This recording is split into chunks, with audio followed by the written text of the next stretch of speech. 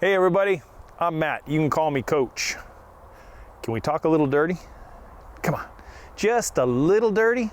Okay, not that kind of dirty, all right?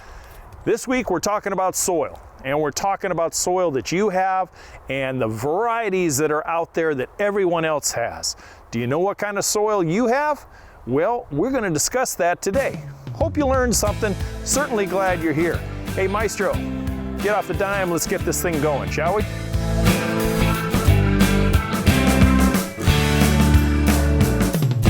Hey, I'm Matt and you can call me Coach. You know, every week I come at you with landscaping tips and tricks, landscape design concepts and theories, horticultural practices in an easy to understand format so you can get a project done yourself, get the professional results you want, and be able to do it in a self-reliant way in this day and age. You know, this whole channel is devoted to you, the modern, self-reliant, educated homeowner of today. You know, almost every day on various social media platforms, I read concerns and questions from homeowners all over the country and the world. And when it comes to soils, generally the questions kind of come out like this. Hi, I'm a new homeowner and I live in such and such a place. I'm in USDA zone whatever, 6, and I have this kind of soil. And I'm going to be doing some landscaping this spring and I don't know what to do about this soil. What do you suggest? I hear that question in various forms and formats every single day, all the time. So my question is being thrown back to you guys. Do you know what kind of soil you have? Do you know what it's made of, what it consists of, what you've done to it, or what you need to do to it? That's the whole premise about this week's video. So if you can tell me what kind of soil you have, what's your pH? What's your salinity and acidity levels in your soil? What have you done to correct it? Do you know what your soil composition is? How about this one? Do you know what kind of soil horizons you have in the first 12 to 24 inches of your landscape? That's generally a tough one, okay? But we're going to discuss all that here this week. You know, not all of us, certainly not many of us, are blessed with go out in the backyard and plant whatever you want, perfect type of soil. Most of the time, especially in new residential developments, now our soils just aren't what they were 100 years ago. Many times we have soils in our yards that range into the alkaline levels of 8 and 8.5 on the alkalinity scale. And then some people have too acidic soils down into the 4s and low 5s where it makes hard for some plants to grow in that situation as well. But if you take a few minutes and go to the garden center, or better yet, dig up a sample, a core sample, and have your soil tested, then you have kind of a professional's roadmap on how to treat your soil to get the best growability out of it. That's the easiest thing I could suggest people do. It's a lot better than doing the old swag approach, that scientific wild ass guess. I think I need to do this, so I'm just gonna throw this at it and that at it and whatever I saw in a commercial on Saturday morning on HDTV at it. You really need to do more of a scientific approach, and all part of what I say on this channel, plan it out just a little bit. You know, many of us have heavy clay soils, and where I used to practice contracting, landscape contracting and whatnot, I dealt with, from one end of the county, I dealt with the heavy red clay soils, and the southern ends of the county, I dealt with a black, super dark, almost black, heavy clay soil. And then the extreme south end of the county, I dealt with almost a grayish rocky clay, which was just a freaking nightmare. There was just no two ways about it. And then in other parts of the county, oh my God, there was beautiful, beautiful sandy, loamy type of soil and was very easy to work with. Then I went up into the foothills of Northern California on occasion to another county, and you hardly had any soil at all, except in the bottomlands where the creeks and other things came through. The rest of it was all native stuff. I mean, it was native oaks, manzanita, buckbrush, grasses during the springtime that dried out rather quickly depending on how much rain we had.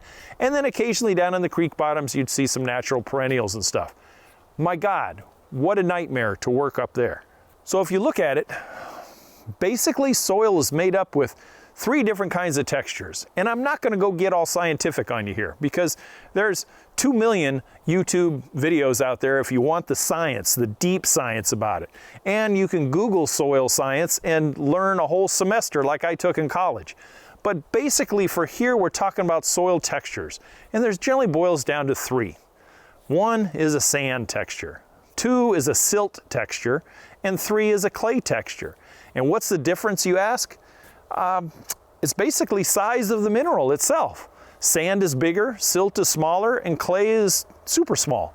And when you combine all that into a soil horizon and you mix it in with all the organic and decomposition of, say, like a forest where I'm at right now, you have layers within the soil, and those are the horizons. You know, in soil science they call them horizons, basically the layers as you go deeper and deeper into the earth, and you go from, you know, the organic layer all the way down to the bedrock and everywhere in between. You know, where I'm at right now, I in the beginning I showed you a little shovelful of what is out here. And here you have the organic horizon or the layer right there. Then you get down into the loamy part. This soil where I'm at, oh shoot, I wish I worked in this every single day when I was a contractor. This is a beautiful, beautiful sandy loam soil with a little bit of silts in it. But look guys, look how this breaks up so beautifully. This is wonderful, wonderful soil. And you want to know why? Mother Nature did it, not man. What we always want to strive for is a kind of that sweet spot type of soil, where we have in the first 4 to 6 inches, we have the organic amendment that we've brought in. We have some of the synthetic and organic fertilizers that we've incorporated. If we have a sandy soil, we want to organify that. And if we have a heavy clay soil, we want to organify that. And then somewhere in between, if we have a silty, loamy soil, we don't have to add as much, but you can never damage the soil with organic amendments. When you start that decomposition process, you bring in so much natural decomposition media in the form of worms, bugs, fungi, bacteria, everything that is in that top 12 inches of soil. And there is our landscape in a nutshell, the top 12 inches of soil. Your trees and other things, they'll reach down in deep, provided that they have a good medium to start out in originally when you're planting it. If you dig your hole in your heavy red clay soil and you just try to put that tree in or that bush in, you may get it to survive, but you're not going to get it to thrive. And that's what we're here to learn, is to get our landscapes to thrive so you enjoy the success that comes from it. So dig your hole out of your heavy red clay. Dig your hole out of your sandy soils, and we're going to 50-50 mix an organic amendment. We're going to put in some organic fertilizer with it, and then we're going to reintroduce that plant. And at least for the first 2 years, it can fill in and get out into that barrier between the native soils and what you've created in that planting hole. And those soils are what's going to get that tree, that shrub, that perennial, that annual off to a very, very, very good start.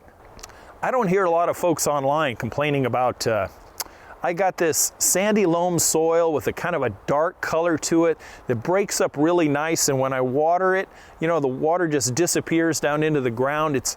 I don't know, is that good? No, I don't hear that. What I hear is I've got clay gumbo after the winter, and I don't know what the hell to do with it. You got to work with Mother Nature and be able to time it. When I was in the contracting business, we had what we called 3-day soil. And we lovingly referred it as 3-day soil because about 3 days a year you could actually do something with it. You know, it was either red, sticky gumbo clay that stuck to your boots and your shovel and your bobcat bucket, and it was just a pain in the ass to work with. And then there was the other end of it when it was the middle and late summer, when it was so goddamn hard you couldn't even get a shovel in the ground. You could water it for 2 days and the water would just run off. But then there was that sweet spot again, like I mentioned earlier, where you had just the right amount of moisture, just the right temperatures, and everything worked perfectly. And that's when contractors like myself jumped on dirt like that, and we created some really nice landscapes during that 3-day period. And then we were able to amend the soils, amend the planting holes, and everything worked out well because we introduced irrigation on more of a 8 to 9 month time of year rather than just what Mother Nature did, and it didn't work very well as far as contracting went. So another thing I hear all the time online is that people ask or people tell, hey, I know you got heavy clay soils and you got a little rumple in your backyard. Just get a load of topsoil and just go over there and skim coat the whole thing and level it all out. Slap your seed or slap your sod and you're going to be fine. And it is an approach, but here on the channel we're going to learn a better approach. That is the weekend warrior approach.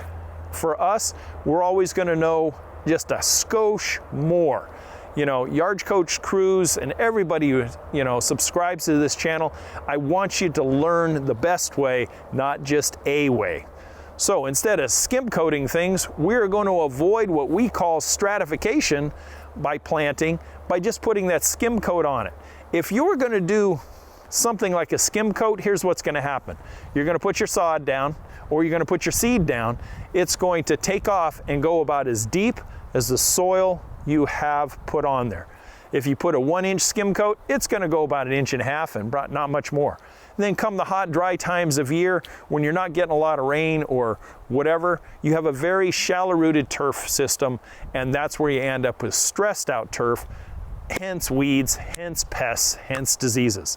So we always try to start fresh by getting rid of whatever was there. We incorporate a good organic amendment, 3 to 6 inches deep. You introduce some organic fertilizers. If you have heavy clay, you can rototill in gypsum. If you have alkaline soil, you can introduce sulfur or any sort of coniferous soil amendment. If you have too acid a soil, you can always bring in lime and bring up the pH.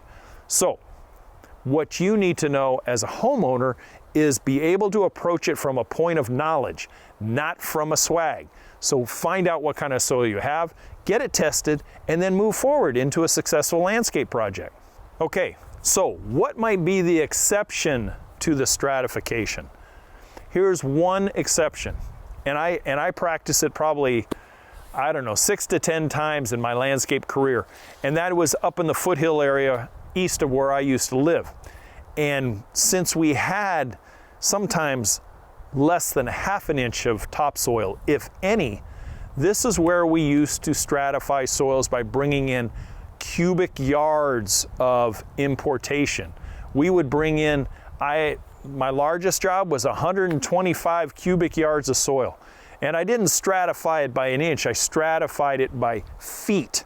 And we brought it in, and in the flatter areas we contoured and bermed the front yard and then put in block walls or put in moss rock boulders for retention. And then we were able to plant in things that were feet deep, not 1 inch deep, including 4 to 8 inches for a new turf lawn area. Stratification really did not matter then, because with a sprinklerized system or even a drip system, it didn't matter because we had inches for turf and feet for trees and shrubs. So you see the exception to the stratification rule. I didn't necessarily care if the trees I planted went 3.5 feet down and tried to tap into the soil, because I knew that it was going to be okay with the amount of soil I brought in. Now, with that said, my God, did we have to water, compact, water, compact, water, compact over and over again, so that we didn't have something that was going to be this beautiful contour thing and all of a sudden it went poof in the first 12 months of settling. And all of a sudden soil was way down below boulders and walls and it looked odd. So the amount of soil you bring in, always consider the compaction rate when you're doing it.